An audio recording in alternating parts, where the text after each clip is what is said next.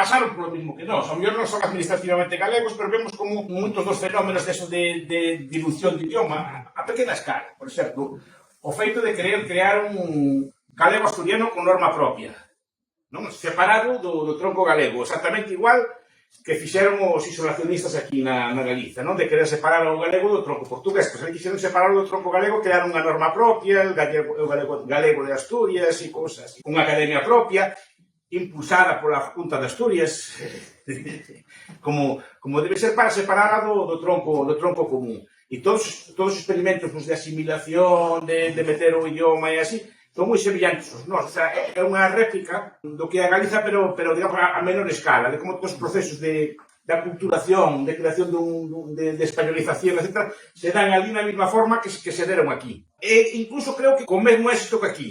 Me chama a atención é que como o rexistro galego máis que o asturiano. Por qué? Que cual é a lógica cultural que escuta isto? No, igual que a propia lógica de resistencia do galego. Pero, en cambio, a pesar dese auto-odio que está todo bien insultando e tal, resiste bastante mellor que as outras nacións españolas. Bastante mellor en moitos aspectos, culturalmente, etc. Vais a Cataluña e está moito máis generalizada que nós. Digan o que digan.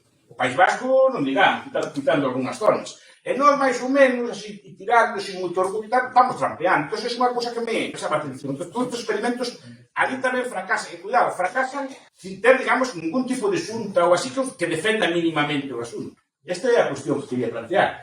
E despois, claro, o libro fai un repertorio histórico, pois, da comida, describe os concellos, describe a historia deles, describe os paisaxes, describe a xeoloxía. É un libro moi interesante, repito, dos poucos que hai nos últimos tempos que tocan este tema da Galiza exterior.